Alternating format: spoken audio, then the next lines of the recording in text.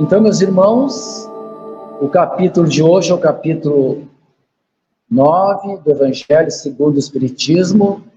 Bem-aventurados os que são brandos e pacíficos.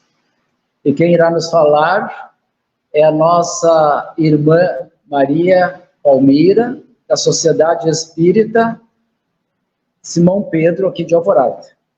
Vamos passar a palavra à nossa irmã, então. Boa tarde a todos. É uma alegria muito grande estar novamente nesta casa, não é? E a alegria é maior ainda porque estou aqui para falar do Evangelho de Jesus. Deste Evangelho que para nós, que já temos o conhecimento espiritual, é a luz em nossas vidas.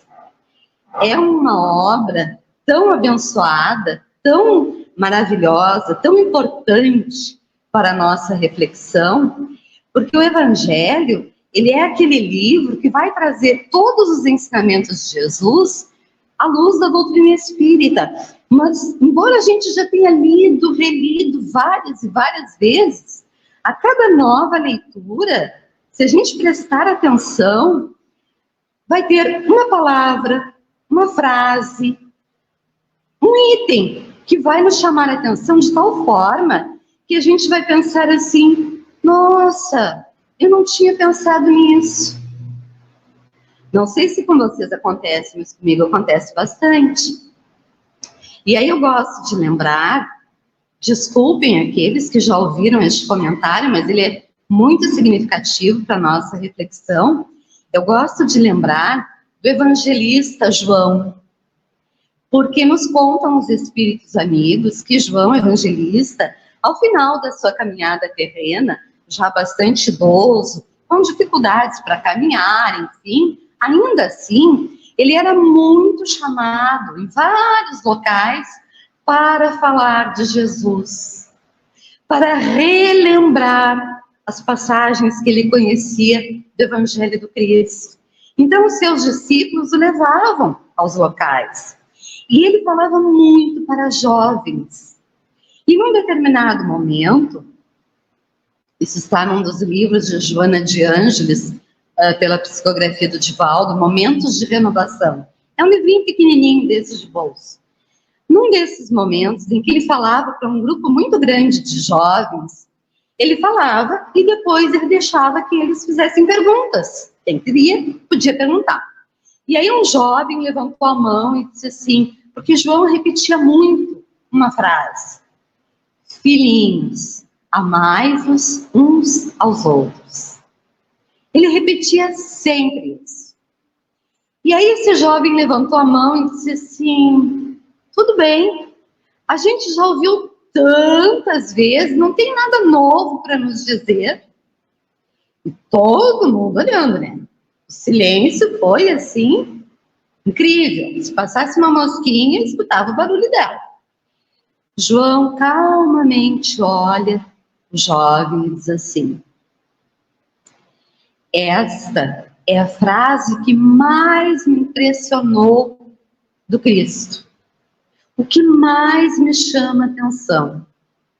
Até porque, se amasseis, aquele que ama não tem tempo para criar azedume no coração, não tem indignação, não tem revolta, não tem impaciência, né? Não tem falta de tolerância. Aquele que ama, ama. Olha o outro com um olhar voltado a si mesmo. Então, a frase, o que mais me impressionou, o que mais me chamou a atenção de tudo que Jesus ensinou foi isso. O conselho do Mestre. Filhinhos, amai-vos uns aos outros, como eu vos amei. E esta é a grande proposta de renovação pela doutrina espírita. Porque hoje, quanto ontem, que a época do Cristo, a vida era muito difícil. Havia uma grande multidão de povo sacrificada, esmagada pelos poderosos da época, quase que escravizada, né? Com péssimas condições de vida, muitas vezes. E havia uma pequena quantidade de gente que tinha todo o poder, tudo de bom, queria cada vez mais, né? Por isso Jesus foi tão combatido. Porque aqueles que detinham o poder na época, como muitos que hoje detêm o poder, não queriam perder a sua posição de maneira alguma. Então Jesus era um perigo para eles, né? Então, hoje quanto ontem, a vida é bastante difícil ainda. Com todo o progresso científico, intelectual, tecnológico, nós vivenciamos situações muito complicadas. Tanto isso é verdade, que hoje, na era da informática, com toda a tecnologia, com todo o desenvolvimento científico, com toda a intelectualidade da gente, né? E eu falo em termos de humanidade geral, há países onde as pessoas estão matando umas às outras. Pelo domínio, por querer dominar, por querer ter mais, por querer mandar mais, por querer conquistar mais para si. Então, poxa vida, século XXI, as criaturas se matando umas às outras. Por essa ânsia de conquistar coisas. Quando nos vem chamar o Evangelho a atenção, que ao invés de nos preocuparmos em conquistar coisas, que quando nós partirmos daqui vão ficar tudo preto, todas ficam aqui, a gente não leva nada do que é material, né? Ao invés de nos preocuparmos tanto em conquistar, em adquirir coisas e coisas e coisas, vamos pedir a Deus, vamos pedir a Jesus, vamos pedir ao nosso anjo da guarda que nos ajude a melhorarmos moralmente, a termos o objetivo maior de desenvolver este sentimento fraterno, humano, que o Cristo nos ensina. Porque foi isso que ele fez. Toda a mensagem de Jesus foi de acolhimento, de aconchego, de fraternidade, de amor. E é disso que nós precisamos. Porque todos aqueles que ainda desconhecem essa real necessidade são criaturas doentes, são almas enfermas, criaturas que muitas vezes não amam nem a si próprias. E me chamava a atenção o comentário em relação lá à guerra da Ucrânia e da Rússia. Um soldado que foi recolhido pela... esqueci o nome. Uma organização que trabalha no mundo inteiro de acolhimento, de resgate de pessoas. Fugiu completamente de memória. Os cabelos brancos fizeram isso comigo. Mas esse soldado foi recolhido, então, por uma equipe, né, de auxiliares, médicos, enfermeiros e tal. E ele, reflexionando sobre a guerra, ele começou a se perguntar, a se questionar, né? Nós, soldados, somos chamados a combater, a matar em nome do nosso país. Mas os grandes generais, os grandes comandantes de tudo isso, não vão para a frente de batalha. Só nós, os subordinados. Então, assim, são coisas que às vezes cai a ficha, né? A criatura acorda. Alguns poucos determinam e muitos vão lá fazer. O que vai acontecer com eles? Problema deles. Porque aqueles poucos estão bem resguardados, com certeza. E são criaturas enfermas, almas doentes, que não conhecem o Evangelho de Jesus, como nós que estamos hoje e tantos outros, graças à misericórdia divina, já conhecemos. Não sabem da sublimidade desta obra, da profundidade destes ensinos. Porque Jesus vem fazer um chamamento aos nossos corações. Não basta ler o Evangelho, não basta ter o conhecimento de todas as obras espíritas publicadas no mundo, porque isso a gente pode ter. Até aquele que não tem condições de comprar um livro, ou que não sabe ler, hoje temos o YouTube lá no celular. Quem não tem o YouTube no seu celular? Quem não acessa mensagens ali? Tudo, em termos de doutrina espírita, também está ali. Então, nós podemos ouvir, não é?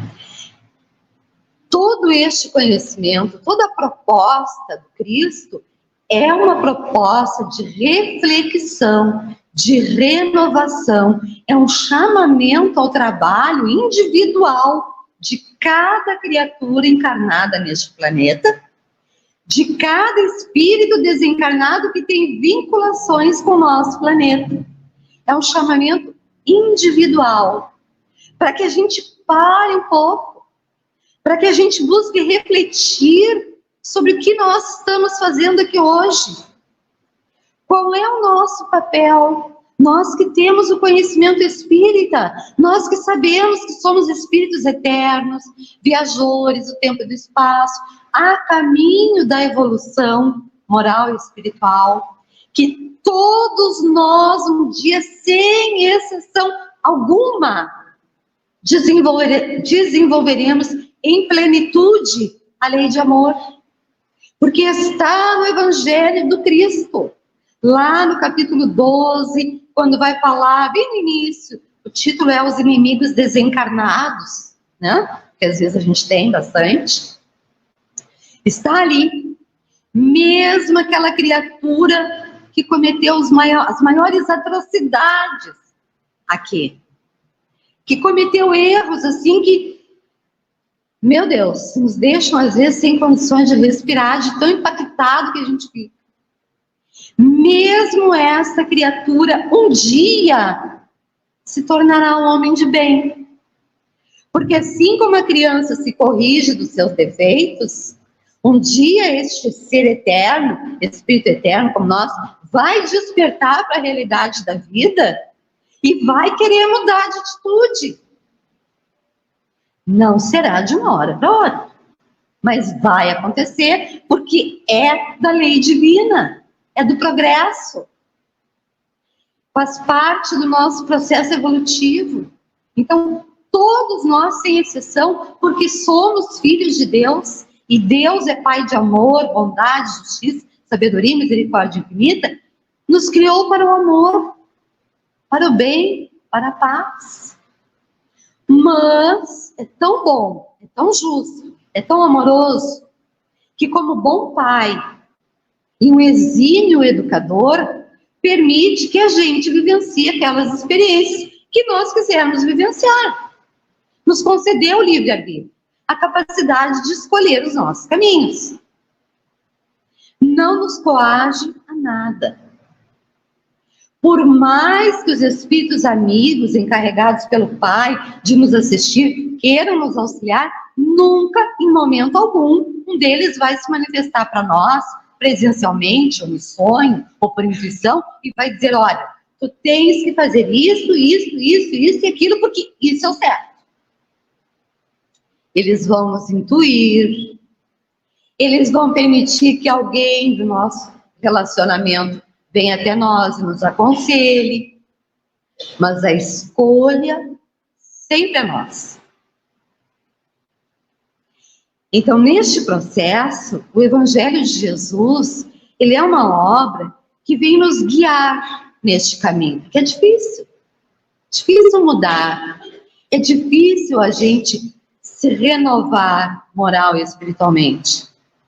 A nossa vida hoje, como antes, né, se constitui de 1000 bagatelas, como dizem os espíritos amigos, são diversas situações, às vezes as mais complicadas, que surgem no nosso caminho. E às vezes até a gente que complica. A coisa já está difícil, mas a gente pode complicar, né? Há uma amiga minha que diz assim, ela não tem conhecimento espiritual, mas ela diz assim, não há nada tão ruim que não possa ficar pior, né?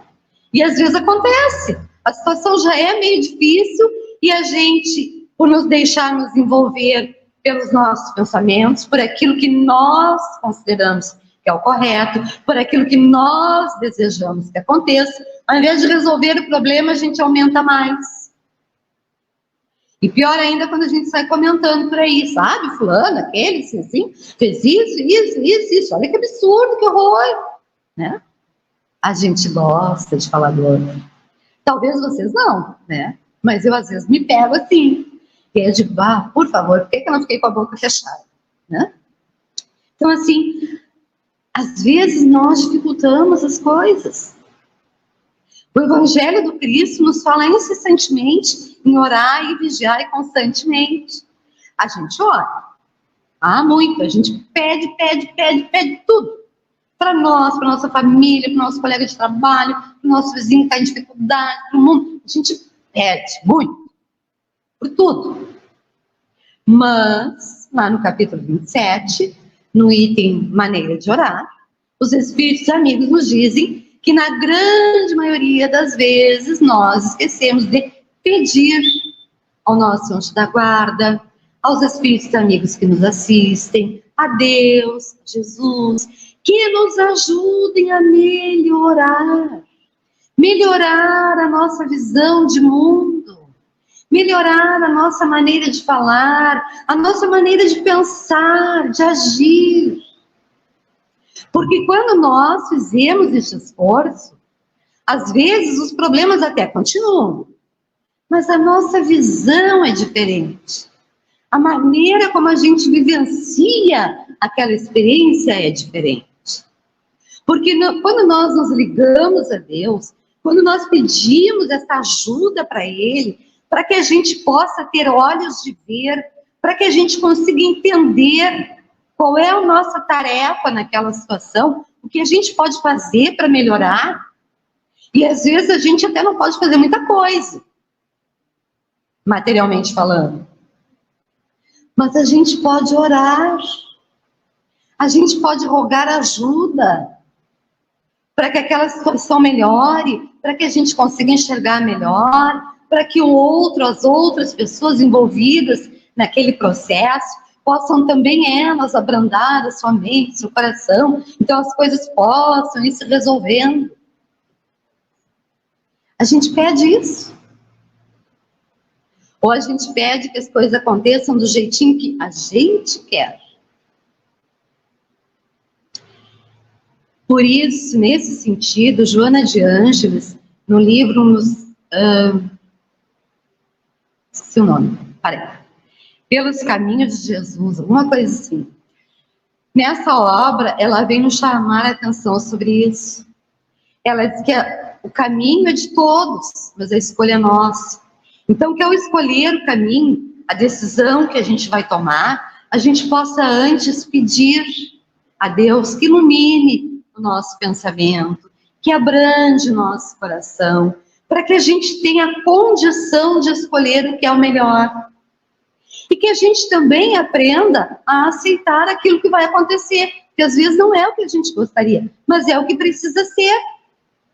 Porque são experiências que nós, de alguma maneira, precisamos vivenciar. Então, muitas vezes, a gente não vai conseguir resolver o problema, mas a gente pode, pelo menos, se acostumar a conviver com ele. Quando não tem outro jeito, vamos nos acostumar a conviver com ele, tentando sempre fazer o melhor dentro da nossa capacidade, porque aí está a nossa missão. Aí está o porquê Deus, na sua infinita misericórdia, permitiu que a gente tivesse conhecimento espiritual. Porque Ele confia no potencial de cada um de nós. Ele espera que a gente consiga fazer o melhor, porque nós já conhecemos o Evangelho do Cristo. E não basta conhecer, porque conhecer, como eu dizia anteriormente, é muito fácil. Mas a proposta não é essa. Por isso eu digo sempre, até trabalho na evangelização, lá na casa de Simão Pedro, e as jovens, as crianças fazem muitas perguntas, e eu digo sempre, olha, não existe ninguém formado, doutorado em Espiritismo. Nós estamos sempre aprendendo. Por mais que conheça a doutrina de Valdo, Raul Teixeira, Haroldo Dias e tantos outros, por mais que eles conheçam, eles estão sempre estudando, eles estão sempre refletindo, eles estão sempre buscando uma maneira de entender melhor, para que também eles possam passar isso para nós, porque a proposta é essa. É uma proposta de renovação, é uma proposta de autotransformação. E ela é individual, ninguém vai fazer por nós. Então, aí está o nosso trabalho. E aí, às vezes, as pessoas pensam assim, mas eu sou um espírito eterno, eu já vivi muitas vezes, vou viver muitas outras, eu posso deixar para depois. Não, não pode. Porque o nosso tempo é hoje. É agora que o Senhor da vida e das bênçãos me concedeu a chance de reencarnar, de estar aqui, de começar de novo. Então, eu não posso perder essa oportunidade, eu preciso aproveitar. Nem sempre é fácil, principalmente para gente que tem família, né? Porque o grupo familiar nos diz Emmanuel, no livro Jesus no Lar, o item, se não me falha a memória, é a Escola das Almas, né? Ali o Espírito Neio Lúcio vem nos dizer uma coisa muito simples e que a gente às vezes não para refletir. Se nós ainda não aprendemos a viver em paz entre as quatro paredes do nosso lar, como aguardar a harmonia das nações? Como amar o eterno Pai que nos parece tão distante se a gente ainda não ama aquele próximo associado à luta de cada dia? Aquele que está ali juntinho da gente. E que às vezes a gente gostaria de sair fora, né? Largar. Mas esse não é o caminho. Se estamos juntos, é pela misericórdia do Pai, pela sabedoria de Deus, pela justiça de Deus, que permite que com aquele grupo menor, a gente aprenda a ser mais humano, mais fraterno, mais paciente, mais compreensivo, mais amoroso, porque dali vão partir essas boas vibrações, estes bons ensinamentos. Então, a gente vai ter condições de fazer isso lá fora também. Mas é ali no grupo familiar que às vezes está aquele esposo, aquela esposa, que a gente diz assim, ai, como eu queria que ele viesse na casa espírita para escutar tudo isso. Mas não é ele que tem que vir. A fruta só cai do pé quando está madura. O coração dele ainda está verde para essa proposta. Mas eu que estou, já sou a fruta que caiu do pé. O meu coração já está mais amolecido. Então, eu tenho que entender, eu tenho que buscar e eu tenho que realizar lá dentro do meu lar aquilo que eu estou aprendendo. Nesse sentido, então, a proposta do Cristo é uma proposta de ação, de atitude voltada para o bem, para a paz, para o amor. Isso é tão verdadeiro que todas as curas que ele fez, físicas, espirituais, o que ele dizia para as pessoas? Levanta, anda, vai, não olha para trás, caminha, olha para frente e não voltes a cometer os mesmos erros. É isso que o Cristo espera de nós. É nesse sentido que neste capítulo, bem-aventurados aqueles que são brandos e pacíficos, Jesus vem nos chamar muito a atenção para essas questões. E um dos itens aqui que mais me chama a atenção no capítulo, todos são importantíssimos, né? Porque o Cristo vem falar exatamente sobre isso, sobre essa questão da gente olhar o outro com um olhar mais brando, de nós buscarmos ser aquele que é pacificador, não aquele que vai lá colocar lenha na fogueira, porque disso o mundo está cheio. Quantas pessoas às vezes têm um probleminha desse tamanho, elas vão lá e comentam com o outro, e a outra, ó, ai, mas tu viu, é isso, não devia ser assim, ai, por que o outro falou, por que tu não disse isso, por que não sei o quê, quer dizer, ficar colocando lenha na fogueira, não é isso. Não é esse o nosso papel. Nós temos que ser aqueles que apagam a fogueira. Ainda que isso custe muito, porque às vezes é difícil. Né? Mas nós temos que ser pacificador. Nós conhecemos a doutrina do Cristo. Nós sabemos da nossa responsabilidade. Nós sabemos que se Deus me colocou ali naquele caminho, naquela família, naquele trabalho, naquela vizinhança, naquela cidade, naquele estado, naquele país, é porque é ali que ele confia no meu potencial, na minha capacidade de agir, de pensar, de falar e de agir melhor. Ali está a minha missão, a minha tarefa. Ali o Cristo está me dando a mão e dizendo, olha, caminha comigo, vamos em frente. E aqui os espíritos amigos vêm nos falar sobre obediência e resignação. Duas palavrinhas, olha, que dizem muito, gente. Vou me permitir ler só um trechinho. A doutrina de Jesus ensina em toda parte a obediência e a resignação. Duas virtudes companheiras da doçura, muito ativas, embora os homens as confundam erroneamente com a negação do sentimento e da vontade. A obediência é o consentimento da razão e a resignação é o consentimento do coração. Ambas são forças ativas, porque carregam o fardo das provas que a revolta insensata deixa cair. O frouxo não pode ser resignado, assim como o orgulhoso e o egoísta não podem ser obedientes. Jesus foi a encarnação dessas virtudes desprezadas pela antiguidade material. Ele veio no momento em que a sociedade romana perecia, nos desfalecimentos da corrupção. Lá naquela época já existia corrupção, né? Parece que hoje continua, infelizmente. Veio fazer luzir no seio da humanidade batida os triunfos do sacrifício e da renúncia carnal. Então, sacrifício, palavrinha chatinha, né, da gente pensar nela, mas é importante, é essencial também para a nossa reflexão, porque às vezes a gente tem que exigir muito da gente mesmo, a gente tem que sacrificar os nossos gostos, as nossas vontades, as nossas ideias, os nossos posicionamentos, né, em favor dos outros. Temos que buscar uma comunhão de ideias, uma comunhão de atitudes, para que juntos a gente possa se equilibrar e continuar levando a nossa vida. E para isso, gente, nada, absolutamente nada melhor do que o conhecimento do Evangelho.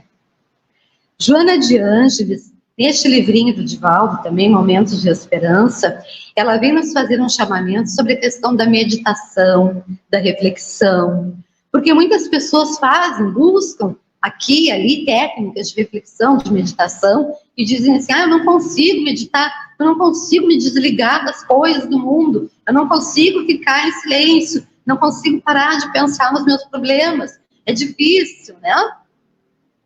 Joana de Ângeles nos dá um conselho tão simples. Ela diz assim, pega o Evangelho, abre numa página qualquer, lê, pode ser uma frase, lê uma vez, 2 vezes, 3 vezes, quantas vezes tu quiser, lê aquele pedacinho.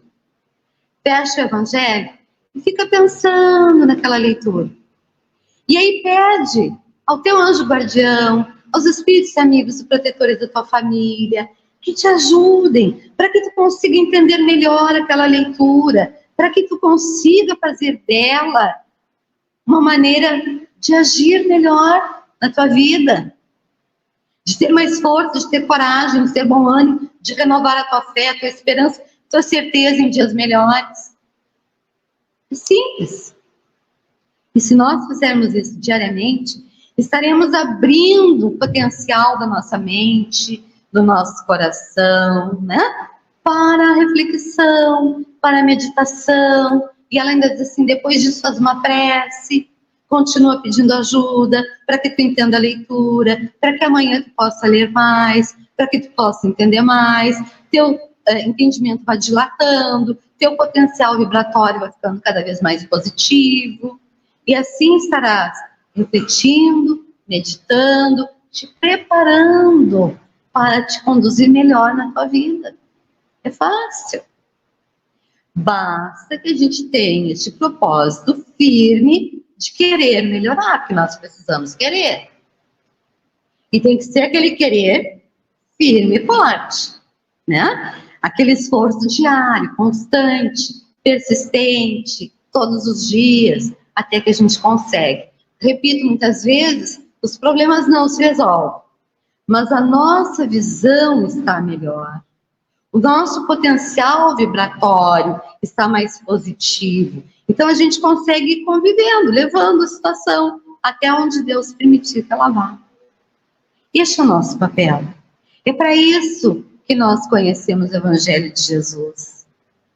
E Gandhi, um dos espíritos mais pacificadores que passou pelo nosso planeta, que conseguiu libertar o povo indiano do jugo inglês pelo poder da palavra, não foi com guerras, foi pelo poder da palavra. Ele disse certa feita que ainda que se destruíssem todas as obras da humanidade que falassem das leis de Deus, se permanecesse em algum pontinho com alguém as bem-aventuranças de Jesus, a humanidade inteira teria como se guiar, porque ali é o roteiro de bem viver. As bem-aventuranças vêm nos trazer isso, uma mensagem de renovação, de fé, de esperança, de conhecimento, de positivismo. Tudo que a gente precisa está no Evangelho de Cristo. E com certeza, se nós nos dedicarmos na busca deste conhecimento, no desejo sincero de fazer com que ele se torne vida em nossas vidas, tudo vai ficar mais fácil. Com certeza absoluta. Porque assim também nós estaremos disponibilizando que a espiritualidade superior se aproxime cada vez mais e mais de nós. Porque os pensamentos se atraem. Então, se nós pensamos positivamente, nós vibramos com o plano espiritual superior. Se nós nos deixamos levar por pensamentos que não são tão positivos assim, vamos atrair para junto de nós aquelas outras almas, aqueles outros espíritos doentes, enfermos como nós, e aí as coisas vão só se complicar. Por isso que eu gosto muito de comentar, não é? Quando as pessoas falam assim, eu estou sofrendo um processo obsessivo. Claro que a gente vai sofrer, todos nós, né? Não somos perfeitos ainda, não fomos tão bonzinhos assim lá no passado, às vezes nem nessa vida. Então, lógico que aqueles que não gostavam muito da gente, ou aqueles que por alguma maneira a gente prejudicou, vão se cercar de nós. Mas, se nós buscarmos pensar melhor, falar melhor, agir melhor, se nós buscarmos fazer do Evangelho do Cristo, né, essa alavanca propulsora da nossa caminhada, se nós nos esforçarmos para viver melhor, eles vão perceber a nossa mudança. E vão ver que a gente está melhor. Então, eles também vão querer conhecer e melhorar. Então, assim, não dá para dizer que o obsessor é um ser mau que está só nos prejudicando. Não é. Ele é alguém que talvez nós prejudicamos, ou que se deixou prejudicar, sei lá, mas ele é alguém que está precisando também do nosso apoio. E que quando sentir que a gente também quer ajudá-lo, vai mudar o seu posicionamento. Né? Então, assim, a proposta do Cristo ela é gigantesca. A gente precisa ler, a gente precisa conhecer, a gente precisa refletir. E, acima de tudo, fazer deste roteiro, né, um guia certo e seguro na nossa vida. E eu garanto para vocês que tudo vai ficar melhor. A doutrina espírita não promete a cura dos nossos problemas físicos, nem a solução de tudo. Mas ela nos esclarece, ela nos consola e ela nos mostra que nós temos potencial sim. Se Deus nos colocou neste lugar, é porque Ele confia na nossa capacidade de vencer essas dificuldades. Então, bola para frente, vamos lá.